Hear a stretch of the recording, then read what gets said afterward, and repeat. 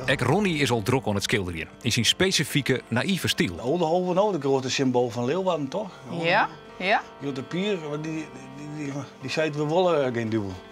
Ja, dat had een beetje met mijn verleden te maken, hoor, wat er aan 88 gebeurd is. Ja.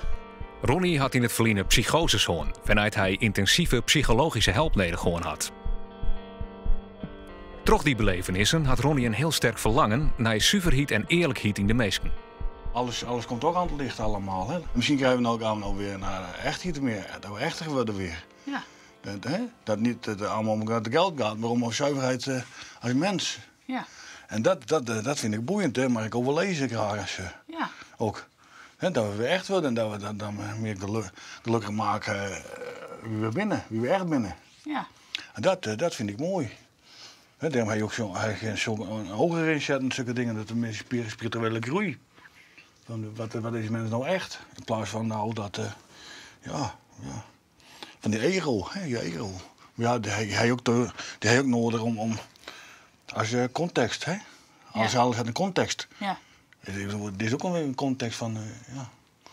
Dus Ja, ook duvel is eigenlijk ook dat ego. Te veel door je ego leven, dan wil je niet altijd zo zuiver van. Hè? Daar staat het wat voor. En dat is nou de tijd om dat we weer echt worden of zo. Ja. Dus het gaat over jezelf, maar het gaat ook over de wereld. Ja. Het gaat nou goed met Ronnie. Kinder. Het schilderen helpt hem er bot bij. Ja, schilderen, dat verbind je met je eigen bron. Hè? Dat is wel mooi. Hoe wist dat wanneer dat gebeurt? Hoe? Nou, dan ben je heel rustig. Hè? Dan ben je vredig met iets maken. En dat is het gevoel.